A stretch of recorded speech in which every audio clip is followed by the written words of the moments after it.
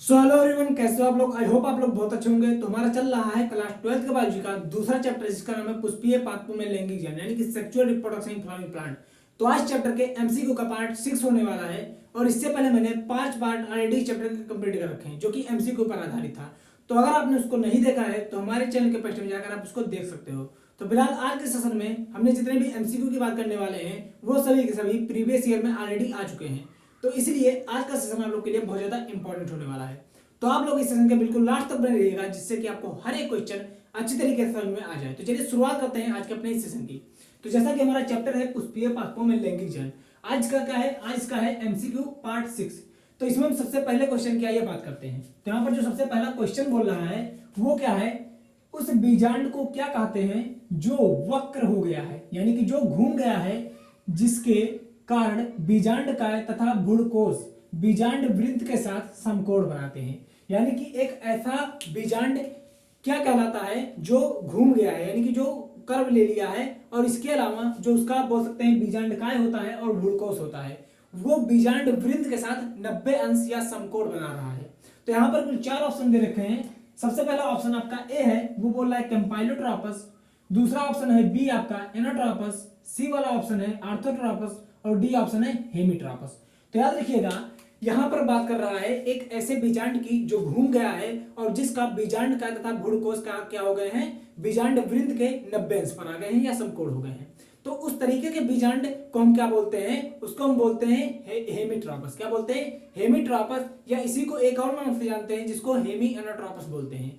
तो ऐसे बीजांड को हम क्या बोलते हैं, हेमिट्रोपस या हेमी एनाट्रोपस। तो देखते हैं यहाँ पर आपका जो ऑप्शन नंबर डी हो जाएगा पहले क्वेश्चन का, वो एकदम करेक्ट हो जाएगा, क्योंकि हेमिट्रोपस या हेमी एनाट्रोपस बीजांड में जो आपका बीजांड वृंत होता है वो बीजांड का तथा भ्रूणकोश से समकोण बनाता है। तो यहाँ पर आपके पहले क्वेश्चन का ऑप्शन नंबर डी सही है, और बाकी के आपके ऑप्शन हो जाएंगे गलत। अब चलिए बात करते हैं दूसरे क्वेश्चन की। दूसरा क्वेश्चन बोल रहा है यहाँ पर, निम्नलिखित में से कौन सा पौधे की पत्ती के अंतिम सिरे से प्रोपेग्यूल करता है, यानी कि ऐसा कौन सा पौधा है जो अपने पत्ती के अंतिम सिरे से प्रोपेग्यूल बोल सकते हैं नए पौधे की उत्पत्ति कर सकता है। तो यहां पर देखते हैं, ऑप्शन नंबर ए है अंकुरण पर्णपादप, ऑप्शन नंबर बी है मार्केंसिया, ऑप्शन नंबर सी है मॉस, या ऑप्शन नंबर डी है आपका भ्रमण पर्ण।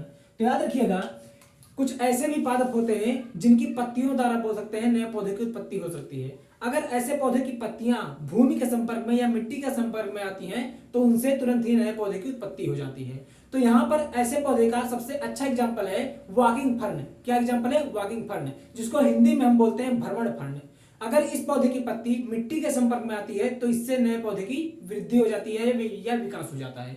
तो यहाँ पर देखते हैं, जो दूसरा क्वेश्चन है उसका ऑप्शन नंबर डी हो जाएगा बिल्कुल करेक्ट, और बाकी के ऑप्शन हो जाएंगे आपके गलत। तो याद रखिएगा, ऑप्शन नंबर क्वेश्चन नंबर दूसरे का ऑप्शन नंबर डी बिल्कुल सही है, जो कि है भ्रमण फर्न, जिसको हम इंग्लिश में वॉकिंग फर्न के नाम से भी जानते हैं। अब आइए बात करते हैं हम तीसरे क्वेश्चन की। तीसरा क्वेश्चन बोल रहा है, एक पुष्पधारी पौधे में परापर्शुतक, जिसको हम आर्कियोस्पोरियम बोलते हैं, क्या बनाता है। यानी कि एक ऐसा पौधा, खास करके आवृत्ति बीजी पौधों की बात की गई है जिसमें पुष्प मिलता है। तो ऐसे पुष्पीय पादप जिनमें परापर्श कोशिका होती है वो आगे चल करके क्या बनाती है। तो सबसे पहले आपको समझना होगा ये परापर्श कोशिका होती क्या है। तो याद रखिएगा, जो आपके बोल सकते हैं लघु बीजाणुधानी के अंदर अधोस्तरीय कोशिका मिल रही थी, वो आकार में बड़ी हो जाती है पोषण ग्रहण करके आसपास की कोशिकाओं से, जिसके कारण वह एक कोशिका बनाती है जिसको हम बोलते हैं परापर्श कोशिका या आर्किस्पोरियल सेल। और यही आर्किस्पोरियल सेल आगे चल करके क्या करती है, समसूत्री विभाजन करती है, जिससे 2 प्रकार की कोशिका बनती है। एक होता है आपका प्राथमिक भित्तीय कोशिका, और दूसरा होता है आपका प्राथमिक बीजाणुजनक कोशिका। तो याद रखिएगा, यहाँ पर जो आपकी परापर्श कोशिका है वो दो तरीके की कोशिकाएं बना रही है। तो देखते हैं यहाँ पर ऑप्शन आपका पहला बोल रहा है केवल बीजाणुधानी की भित्ति, यानी कि जो परापर्श कोशिका है वो केवल बीजाणुधानी की भित्ति बनाती है। ऑप्शन नंबर बी है भित्ति व बीजाणुजनक कोशिकाएं दोनों, यानी कि जो परापर्श कोशिका है वो भित्तीय कोशिका को तो बनाएगी, साथ ही साथ बीजाणुजनक कोशिका को भी बनाएगी। ऑप्शन नंबर सी है भित्ति व टेपिटम, और ऑप्शन नंबर डी है केवल टेपिटम तथा बीजाणुजनक कोशिकाएं। तो आपको जैसा कि मैंने बताया कि जो परापर्श कोशिका होती है वो 2 तरीके की कोशिकाएं बनाती है विभाजन द्वारा। पहला क्या होता है, पहला होता है भित्तीय कोशिका, और दूसरा होता है बीजाणुजनक कोशिका। तो यहाँ पर जो तीसरा क्वेश्चन है उसका ऑप्शन नंबर बी एकदम करेक्ट हो जाएगा, और बाकी के आपके ऑप्शन गलत हो जाएंगे। इस तरीके से आपको पहले क्वेश्चन को पढ़ना है, उसके बाद ऑप्शन को देखना है और जो ऑप्शन सही रहेगा उस पर हमें सही का निशान लगा देना है। अब आइए बात करते हैं हम लोग चौथे क्वेश्चन की। चौथा क्वेश्चन यहाँ पर बोल रहा है जब किसी द्विगुणित मादा पौधे का, यहाँ पर मादा पौधे की बात की है तो कहीं ना कहीं इसमें क्या बनेगा, गुर बीजाणु बनेगा। तो किसी द्विगुणित मादा पौधे का एक चतुर्गुणित दूसरे पौधे के साथ, और ये दूसरा पौधा क्या है, जब एक पौधा मादा है तो कहीं ना कहीं दूसरा पौधा क्या होगा, नर होगा, इस जिसमें लघु बीजाणु बनेंगे। तो जब किसी द्विगुणित मादा पौधे का एक चतुर्गुणित दूसरे पौधे के साथ संकरण कराया जाता है तो उससे बनने वाले बीज में भ्रूणपोष की कोशिकाओं की गुणता क्या होगी, यानी कि जो भ्रूणपोष की कोशिकाएं होंगी वो कितने गुणित होंगी। तो यहाँ पर आपको सबसे पहले ये चीज समझना होगा कि जो मादा पौधा होता है उसमें कहीं ना कहीं क्या होगा, भ्रूणकोश होगा, यानी कि इम्ब्रियोसेक होता है, और उस इम्ब्रियोसेक के अंदर द्विकेंद्रकीय कोशिका पाई जाती है जिसको हम बोलते क्या है, जिसको हम ध्रुवीय कोशिका बोलते हैं। और जब इस ध्रुवीय कोशिका के साथ एक नरयुग्मक आकर के संलयन कर लेता है तब जाकर के भ्रूणपोष यानी कि इंडोसोम का निर्माण होता है। तो आपको मालूम होना चाहिए यहाँ पर कि ये जो दूसरा पौधा है वो क्या है, नर पौधा है, और वो कैसा है, वो है चतुर्गुणित। अब इस चतुर्गुणित पौधे से जो नर युग्मक बनेगा वो कहीं ना कहीं कैसा होगा, द्विगुणित होगा। और जब यह द्विगुणित नर युग्मक आकर के ध्रुवीय कोशिका के साथ जो द्विकेंद्रकीय है उसके साथ संलयन करेगा तब जाकर के भ्रूणपोष का निर्माण होगा। और जाहिर सी बात है जब नर युग्मक द्विगुणित है और आपका जो ध्रुवीय कोशिका है उसके अंदर द्विकेंद्रक मिल रहे हैं तो जो भ्रूणपोष बनेगा वो जाहिर सी बात है कैसा होगा, आपका चतुर्गुणित होगा। तो यहाँ पर हम ऑप्शन को देखते हैं। यहाँ पर पहला ऑप्शन बोल रहा है चौथे क्वेश्चन का, ऑप्शन नंबर ए है पंचगुणिता, ऑप्शन नंबर बी है द्विगुणिता, ऑप्शन नंबर सी है त्रिगुणिता और ऑप्शन नंबर डी है चतुर्गुणिता। तो आपको मालूम चल गया है कि जो यहाँ पर भ्रूणपोष बनेगा उसकी गुणता कितनी होगी, तो कहीं ना कहीं उसकी गुणता कितनी होगी, चतुर्गुणिता होगी। और बाकी के ऑप्शन आपके हो जाएंगे गलत, यानी कि आपका जो कोई चौथा क्वेश्चन है उसका ऑप्शन नंबर डी बिल्कुल सही है। अब आइए बात करते हैं पांचवें क्वेश्चन की। पांचवा क्वेश्चन यहाँ पर बोल रहा है प्रतीप बीजांड, जिसको हम इंग्लिश में बोलते हैं एनाट्रोपस। तो एनाट्रोपस बीजांड में बीजांड द्वार की स्थिति किस तरफ होती है, यानी कि जो एनाट्रोपस यानी कि प्रतीप बीजांड होते हैं उनमें जो बीजांड द्वार होता है जिसे माइक्रोपाइल बोलते हैं उसकी स्थिति या लोकेशन किस तरफ होता है। तो आपको मालूम होना चाहिए कि जितने भी आवृत्तिबीजी पौधे होते हैं, एंजियोस्पर्म प्लांट होते हैं, उनमें से 80% आवृत्तिबीजी पौधों में जो बीजांड होता है वो एनाट्रोपस टाइप का मिलता है, यानी कि प्रतीप बीजांड मिलता है। और प्रतीप बीजांड की खासियत क्या होती है कि इसका बीजांड द्वार यानी कि माइक्रोपाइल कहां पर होता है, नीचे की तरफ होता है और निभाग ऊपर की तरफ होता है, यानी कि चलेजा वाला पोर्शन ऊपर की तरफ और माइक्रोपाइल वाला पोर्शन नीचे की तरफ होता है। तो यहाँ पर आपको आंसर मालूम चल गया होगा, जो आपका क्वेश्चन नंबर 5वां है उसका ऑप्शन नंबर बी एकदम करेक्ट हो जाएगा, यानी कि एनाट्रोपस बीजांड का जो बीजांड द्वार होता है वो नीचे की तरफ होता है और बाकी के ऑप्शन आपके हो जाएंगे गलत। अब आइए बात करते हैं छठवें क्वेश्चन की। छठवां क्वेश्चन यहाँ पर बोल रहा है आवृत्त बीजियों में चारों लघु बीजांड चतुष्क को प्रतिबद्ध करने वाली भित्ति बनी होती है, यानी कि जो आवृत्ति बीजी पौधे होते हैं उनमें जो लघु बीजांड चतुष्क होते हैं जिसको बोल सकते हैं माइक्रो स्पोर टेट्रॉइड बोलते हैं, वो किस भित्ति से घिरे रहते हैं। तो आपको मालूम होना चाहिए कि जो लघु बीजाणु होते हैं वो बनते हैं लघु बीजाणु मात्र कोशिका से, और लघु बीजाणु मात्र कोशिका के चारों तरफ एक स्तर पाया जा रहा था जिसको हम बोल लेते हैं कैलोज नामक स्तर।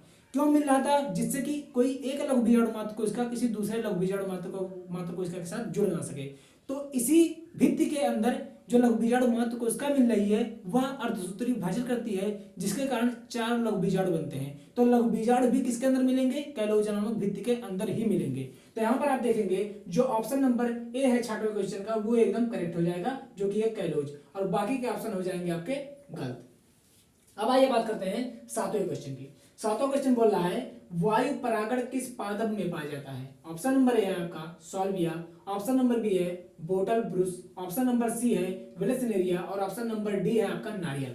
तो आपको मालूम होना चाहिए कि जो सॉल्विया पौधा होता है इसमें पाया जाता है कीट परागण, तो ये इसका सही आंसर नहीं होगा।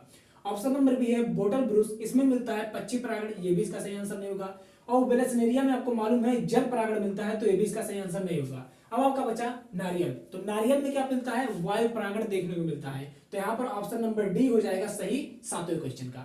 अब बात करते हैं आठवें क्वेश्चन की। आठवां क्वेश्चन बोल रहा है घास में लघु बीजाणु मात्र कोशिका से परिपक्व परागकण बनने के लिए क्या होता है। तो आपको मालूम होना चाहिए कि लघु बीजाणु मात्र कोशिका जो होती है घास के अंदर पहला नंबर तो अर्धसूत्री विभाजन एक बार करती है, उसके बाद अर्धसूत्री विभाजन जब करेगी तो कहीं ना कहीं लघु बीजाणु बन जाएंगे, और लघु बीजाणु में समसूत्री विभाजन होता है, तब जाकर के परागकण का निर्माण होता है घास के अंदर। तो यहाँ पर पहला ऑप्शन दे रखा है एक अर्धसूत्री व 2 समसूत्री विभाजन, एक अर्धसूत्री व 1 समसूत्री विभाजन। सी वाला ऑप्शन है एक अर्धसूत्री विभाजन और डी ऑप्शन है एक समसूत्री विभाजन। तो मैंने आपको बताया कि जो घास में लघु बीजाणु मात्र कोशिका होती है उससे परिपक्व परागकण बनने के लिए एक बार तो यह अर्धसूत्री विभाजन करेगी और दूसरी बार एक समसूत्री विभाजन करती है। तो यहाँ पर 8वें क्वेश्चन का ऑप्शन नंबर बी एकदम करेक्ट हो जाएगा और बाकी के ऑप्शन हो जाएंगे आपके गलत।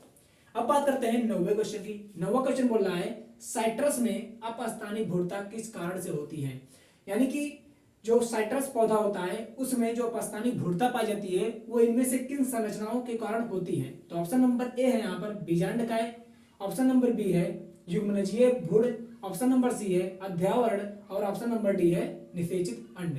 तो यहाँ पर आपको मालूम होना चाहिए कि जो साइट्रस होता है उसमें अपस्थानिक भूरता का मतलब होता है कि जब बीजांडकाय की कोशिकाएं यानी कि जो न्यूक्लियस सेल होती हैं वो भूड़ का निर्माण कर लेती हैं, तब इसको हम बोलते हैं क्या अपस्थानिक भूरता। और यह मिलती किसके अंदर है, तो यह मिलती है किसके अंदर, साइट्रस के अंदर। तो आपको मालूम चला कि 9वें क्वेश्चन का ऑप्शन नंबर ए एकदम करेक्ट हो जाएगा। क्यों? क्योंकि बीजांडकाय की जो कोशिकाएं होती हैं वो साइट्रस के अंदर अपस्थानिक भूरता दर्शाती हैं और बाकी के ऑप्शन आपके हो जाएंगे गलत। अब बात करते हैं ये 10वें क्वेश्चन की। 10वां क्वेश्चन यहाँ पर बोल रहा है परिपक्व अवस्था में एक प्रारूपित आवृत्ति बीजी भ्रूणकोश निम्नलिखित में से कौन सा होता है, यानी कि परिपक्व अवस्था में एक प्रारूपी आवृत्ति बीजी भ्रूणकोश के अंदर कोशिका और केंद्रकों की संख्या कितनी होती है। तो यहाँ पर ऑप्शन नंबर ए है 8 केंद्र की है, 8 कोशिकीय, ऑप्शन नंबर बी है 7 केंद्र की है, 8 कोशिकीय, ऑप्शन नंबर सी है 7 केंद्र की है और 7 कोशिकीय, और ऑप्शन नंबर डी है आपका 8 केंद्र की है और 7 कोशिकीय। तो आपको मालूम होना चाहिए कि जो आवृत्तिबीजी पौधे होते हैं उनके अंदर जो भ्रूणकोश या एम्ब्रियोसेक होता है उसके अंदर उसकी कोशिका और केंद्रकों की जो स्थिति होती है वो 8 केंद्र की है और 7 कोशिकीय होती है, जिनमें से 3 कोशिका ऊपर की तरफ निवाहक की तरफ होती हैं, 3 कोशिका नीचे बीजाणुद्वार की तरफ होती हैं और 1 कोशिका होती है बीच में जो कि द्विकेंद्रकीय होती है। तो इस तरीके से जो आपका 10वां क्वेश्चन है उसका ऑप्शन नंबर डी हो जाएगा एकदम करेक्ट और बाकी के ऑप्शन हो जाएंगे आपके गलत। अब आइए बात करते हैं आज का आखिरी क्वेश्चन जो है ग्रामा। एक पादप के परागकोश से परागकणों के एक भिन्न पादप के वर्तिकाग्र पर स्थानांतरण के लिए कौन सा शब्द प्रयुक्त होता है, यानी कि जब एक पौधे के परागकोश से परागकण निकल करके किसी दूसरे पौधे के वर्तिकाग्र पर जाते हैं तो इस प्रक्रिया को हम क्या बोलते हैं। तो जाहिर सी बात है इसको हम क्या बोलते थे, कहीं ना कहीं पर परागण यानी क्रॉस पॉलिनेशन बोलते थे। तो यहाँ पर आइए देखते हैं और आगे क्या बोल रहा है ये, जिसमें परागण के दौरान वर्तिकाग्र पर आनुवांशिक रूप से भिन्न प्रकार के परागकण लाए जाते हैं। तो यहाँ पर आप लोग याद रखिएगा कि जो पर परागण होता है उसमें कहीं ना कहीं किसी एक पादप के परागकोश से परागकण निकल करके किसी दूसरे पादप के वर्तिकाग्र पर जाते हैं, जिसको हम पर परागण बोलते हैं या क्रॉस पॉलिनेशन बोलते हैं। तो यहाँ पर आपका ऑप्शन नंबर ए है अनुमील्य परागण, ऑप्शन नंबर बी है पर परागण, ऑप्शन नंबर सी है सजात पुष्पी परागण और ऑप्शन नंबर डी है अनुमील्य परागण। तो यहाँ पर ग्राम्य क्वेश्चन का ऑप्शन नंबर बी एकदम करेक्ट हो जाएगा जो कि है पर परागण, जैसा कि यहाँ पर ये पूरा कथन यहाँ पर शामिल हो रहा है। तो इस तरीके से आपने ग्राम्य क्वेश्चन को भी कंप्लीट कर लिया जिसका ऑप्शन नंबर बी करेक्ट है और बाकी के ऑप्शन आपके हो जाएंगे गलत। तो आई होप आपको हर एक क्वेश्चन अच्छी तरीके से समझ में आ गया होगा, कौन से क्वेश्चन का कौन सा ऑप्शन क्यों सही है, रीजन क्या है सही होने का, सारी बातें मैंने आपको अच्छी तरीके से समझा दिया है। तो अगर आपको आज का सेशन अच्छा लगा हो तो सेशन को लाइक कीजिएगा और चैनल पर नए हो तो चैनल को सब्सक्राइब जरूर कीजिएगा। तो फिर मिलेंगे एक नए सेशन में एक नए टॉपिक को लेकर के, तब तक के लिए आप सभी को टाटा बाय बाय जय हिंद।